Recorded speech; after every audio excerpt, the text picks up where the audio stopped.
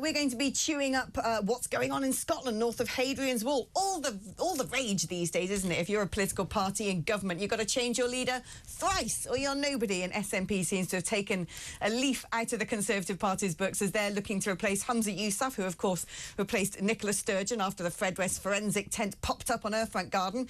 He's now gone. John Swinney, former deputy leader, who I think has been around in cabinet in Scotland for an awfully long time. People are saying it's going to be a shoo-in. There was a contender against him, the activist Graham McCormick, who is a lawyer by trade, had been openly critical of the Scottish government, decided he wanted to throw his hat into the ring and said that, you know, it's not fair that this guy becomes the new leader of the SNP without any challenges. Well, apparently someone's had a lengthy and fruitful conversation with him in which he ended up agreeing that the challenges faced by the SNP were difficult, but the worst thing that he could do was create a leadership contest. And actually, we're going to find out at 12 p.m, actually, so in 23 minutes, nominations will close, whether a Laird McBinface has decided to contend the position and make life difficult for John Swinney. I doubt they will, but to talk about who John Swinney is, what this means for Scotland, what this might mean for us in the UK. Remember, Nicola Sturgeon was very good at being the tail that wagged the dog when she was leader in Holyrood. Let's talk to Mark Devlin, founder of the Majority, a voice for Scotland's anti-nationalist majority. Hi, Mark. How are you doing? I'm good, thank you. How are you today? Very well. I don't know what it's like up there, but honestly, I think we've got your weather down here. It's a bit grey and murky. Well, it's a little bit rainy today, so it's not that great. I just wanted to mention something that you're talking about PR earlier on. And a lot of the issues that we have here in Scotland are actually caused by the proportional representation system. Basically, the Greens are wagging, the tail wagging the dog of the SNP, and Greens are unelected pretty much, well, just put on the list system here, and they put in their most extreme candidates because they know they're going to go onto a list and get positions in the Parliament. So I'd be very wary of PR because it seems to be a wave to bring extremists into the government. You make a fascinating point there, actually, Mark, and I'm minded to agree, even though I'm a huge proponent of PR because, you know, I have tacit interests with smaller parties. My history, of course, was working alongside the great Nigel Farage. But you do make a very important point there, which is you're right. The Green Party have been the ones very much tail wagging the dog up there in Scotland, and I get the impression some of the more radical policies that really disconcerted the Scottish public, a lot of the sort of trans stuff and the extreme net zero stuff rather came from them rather than the SNP. Oh, now, yes, that's very true. But John Swinney, though, he's supposed to be going in there to save this coalition. Do you think he's going to be able to put them back in their box? No, I think the genie's out of the box, certainly. I think, or there is, I don't think there's any way that he has to bring them in, but keep them at arm's length, as it were, right? So if he can make an agreement with them, whereas they're not ministers, but they still do like a confidence and supply agreement, that type of thing, that's definitely seems to be on the cards. Because they need the Greens to have the feeling that they have a majority in the Parliament. If they don't have that, then there's chaos, and that's the kind of chaos that we've seen in the past few weeks with Humza Yousaf.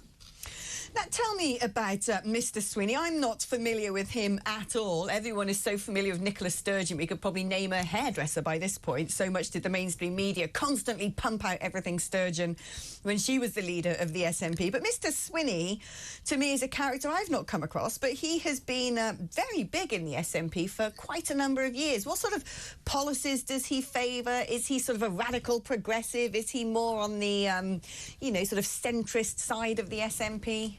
Well, no SNP politician is a centrist, of course, because their main policy is to break up the UK. But and talking about other policies they have, he's well known because he was the first minister in the early 2000s. And this is a kind of, it's not back to the future, not back to the past kind of situation where we have this kind of old guard that's been in the SNP for a long, long time, and they won't let go of power. You know, that SNP is basically comprised of two parts. There's the independence faction. They want independence at all costs. And then there's the people who have power right now. And it's the people who have power. They want to hold on to that power. And they don't care that much about independence and so on. They know that's a difficult goal to achieve, certainly at this point. So what they're doing is they're trying to just maintain their power as much as they can. And Swinney was Sturgeon's deputy leader. So he knows where all the bodies are buried. And he has the demeanour as well of an undertaker. So he is that kind of person who just keeps the power going for now, and independence be damned. And that's why this contender raised his hand and basically said, well, what about independence? And they're like, well, yeah, we're dealing with that. You know? Surely that's music to your ears. And actually, you know, you were saying that, you know, the appetite for independence has dwindled somewhat. I kind of think it has, but maybe that is because the SNP have allowed it to drop off their agenda. I mean, the curse of being the incumbent, all of a sudden reality bites you in the bottom and you're held accountable for things. But you would think, therefore, that, well, you would hope, I'm saying, not you being one and everyone listening, because I don't know what their political position is, that Mr. Swinney won't prove to be particularly popular, and that the SNP will face sort of, you know, huge crushing defeats in forthcoming general election. Well, he's just the latest captain of the Titanic, really, isn't he? I mean, there's no way that the SNP can get a referendum anymore. That was the key point. I mean, basically, independence was lost in 2014, and it's only now that the SNP and the Scottish public are coming to terms with that. So the key points were when Nicola Sturgeon went to the Supreme Court last year, and they said the Scottish Parliament doesn't have the right to run a referendum on independence. So that meant that basically the whole Scottish Parliament has nothing to do with independence, even though they might shout as much as they can. And now is faced with the problem. They didn't expect, I think, Labour to be resurgent. They always thought that they would be able to hold on to their power. Now Labour is coming back. Voters are saying, how can I get... Voters who don't like the Tories are saying, how can I get the Tories out of government? And they're realising that SNP is a dead end, and that they would rather go back to Labour.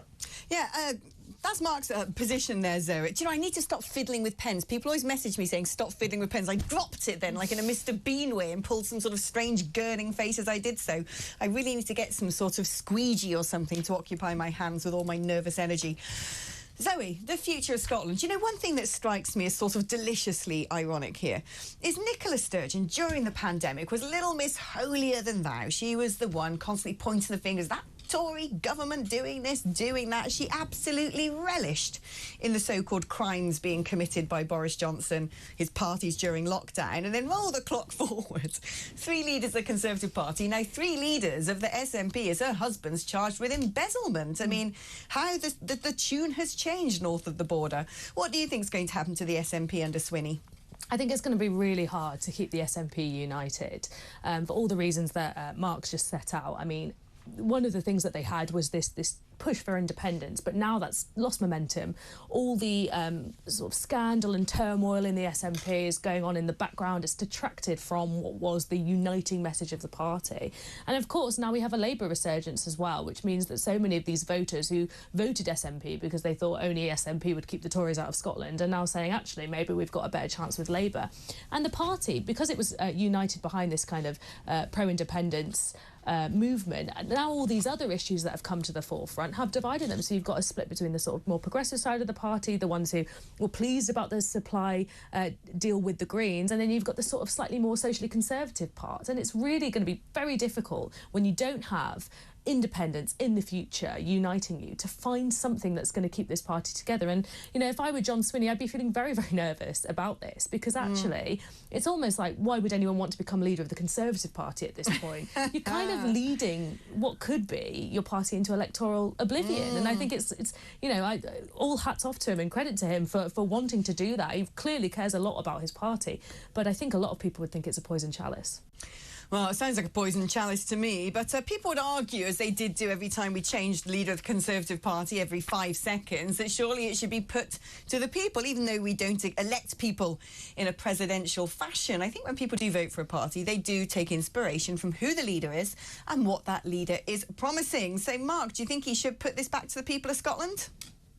Well, probably they should. There should probably be a Scottish general election, but it's not going to happen. I mean, the whole idea of John Swinney is to try and just keep the Titanic going for as long as possible after it hit the iceberg. So I can't see them doing that at all. I think, I mean, basically their support is dropping. The latest polling said that they were going to lose 29 Westminster seats in the UK general election. This is a party that's heading for electoral oblivion, basically, and I think more than that, I think Scots are turning their back on the idea that independence is a noble cause, really. And they've seen 17 years or however many years of SNP leadership. So, and look where Scotland is now, it's worse than ever before. And we would actually say that my organisation, the majority, is actually saying that, well, what is the point even of devolution if it ends up with worse results for Scots than without it, really? Mark, very interesting debate, the one on the anti-devolution debate. That one sort of left the agenda for a while in Wales and in Scotland. Time to resurrect it, I think. It's good to have referenda on all sorts of things. Mark Devlin, founder of The Majority, I'm sure he's going to go pour himself a wee dram and celebrate the fact that the SNP are in such chaos.